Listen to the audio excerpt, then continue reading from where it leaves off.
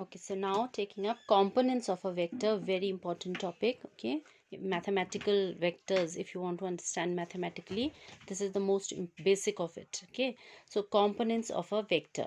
So we've studied 3D last year also, and there we had seen that in 3D we consider three rectangular axes, x, y and z, and along this x-axis, the unit vector is mentioned by I cap. Along y-axis, it is mentioned as j cap, and along z-axis, we call it as k cap. So unit vectors representing directions of x, y, and z axis are I, j, k's. So they are very important here.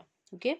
So now, if we want to talk about position vector and its component. Okay. So this is simpler. You can read through this, children, and you'll understand yourself. Okay, they have just considered some points out here like a, b, c, giving coordinates 1 0 0. If the point is lying on x-axis, naturally its y and z coordinates would be 0, because these coordinates give us displacement along the axis. Okay, x axis में ये 1 unit move करा है and y and z में बिल्कुल move नहीं करा है, इसीलिए x एक्सिस में रह गया है. Likewise 0 1 0 means it has not moved along x axis at all. Along y axis it has covered 1 unit, and along z again no displacement. Likewise for this, no displacement along x, y, but in z it has moved 1 unit and reached here.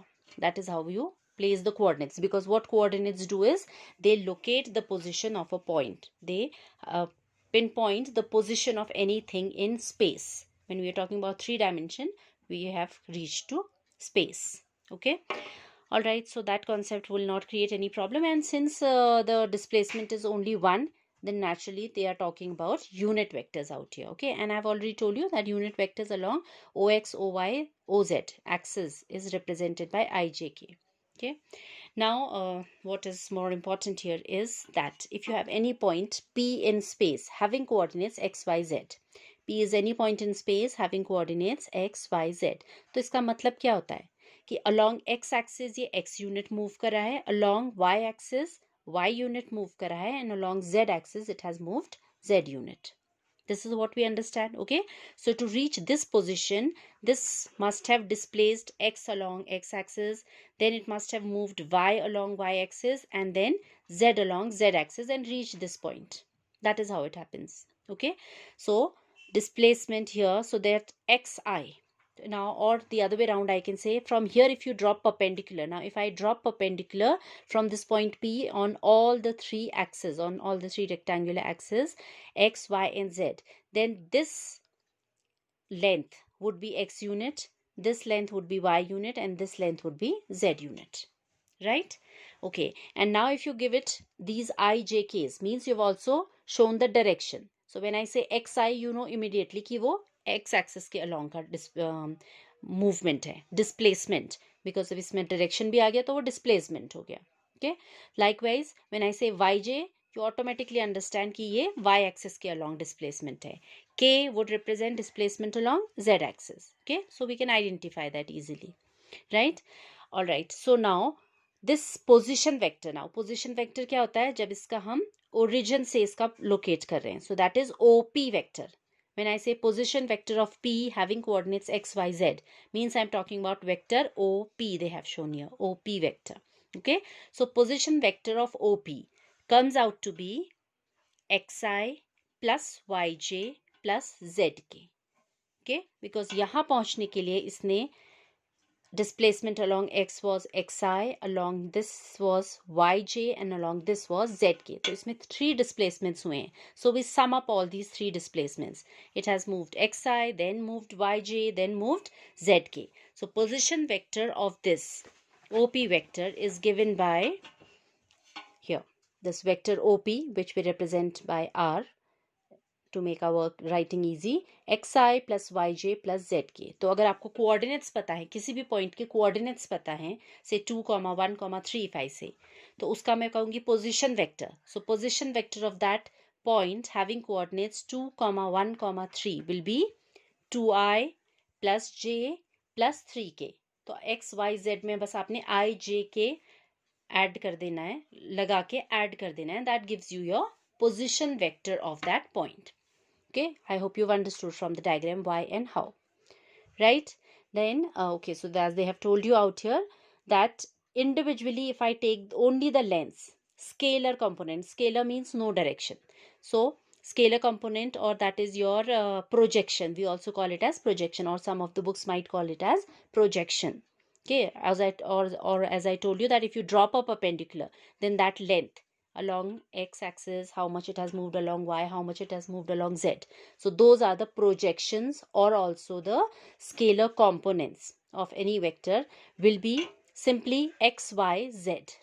And उनमें अगर आप आई जे के लगा देते हो, आप उसको direction दे दे रहे हो, आप डायरेक्शन भी बता दे रहे हो, then they are called as vector components. Alright, so these are three vector components of this vector OP, position vector of point P. Okay, and if you don't consider ijk, then you will call them as simply scalar components or projections. Clear? Now next thing we have to talk about its magnitude of this. Okay, या वो length, OP length, ये OP length हमें कैसे मिलेगी? Okay, so Pythagoras theorem लगता है right angle triangle, अगर आप इसे विजुअलाइज करो 2D में तो ऐसा ही होता था कुछ. Okay, that if you know this length as x, this as y, then this is the hypotenuse of right angle triangle, which is under root of x square plus y square. आता था magnitude. अभी यहाँ पे 3 directions हैं, सो आप पहले एक triangle बनाएगा, फिर उसकी हेल्प से ये लेंथ निकलेगी, अल्टीमेटली ये जो ओपी लेंथ है, so that comes out to be, OP length will come out to be under root of X square plus Y square plus Z square. Okay, so under root of x component of all sum of squares of all the 3 components, we can say. Okay, so this gives you the magnitude, which is represented by modulus sign. Vector OP है, modulus of vector OP of any vector is under root of x square plus y square plus z square. If x, y, z were its coordinates all automatically give you the components, so that gives you your magnitude of the vector. Clear? Okay, so now what are they saying next is that if a and b are suppose two vectors which have components a1i plus a2j plus a3k, or any vector will have 3 components ijk, these are the components now. Okay, so now when you study vectors in mathematics, you have to focus only on these ijks or the components. That gives you the entire story about that vector. Okay, so suppose these are two vectors, that is how we are writing those two vectors. Then certain properties they are telling you out here, which are quite obvious, simple ones, but yes, very basics, you've got to know them thoroughly. Okay, so if we have to find the sum of, if we are adding these vectors, as I told you, sum is called as resultant in vectors. So a plus b, तो आपने क्या करना है? Obviously I and I, j and j, k and k. I components will be added with j components will be added with j, k component will be added with k. So a1 plus b1 I, a2 plus b2 j, a3 plus b3 k. Simply. तो आपको कुछ भी करना है वो in terms of components करना है, like components साथ में रख देने. Likewise, if it is about the difference, then it has to be a1 minus b1 I, likewise j component, k component. सब component के terms में आराम से हो जाएगा. Okay, now vectors a and b are equal if and only if naturally their corresponding components are equal. I component equal to I, j to j, k to k. So if a1 is equal to b1, a2 is equal to b2 and a3 is equal to b3, then they will be exactly equal. Now multiplication of a vector by a scalar is possible, we had studied. So अगर हम किसी भी vector को किसी scalar से multiply कर रहे हैं, उसका मैग्नीट्यूड चेंज कर रहे हैं, तो उसके हर कंपोनेंट का भी मैग्नीट्यूड चेंज हो जाएगा. Okay, so that is how you can change the magnitude of each of the component.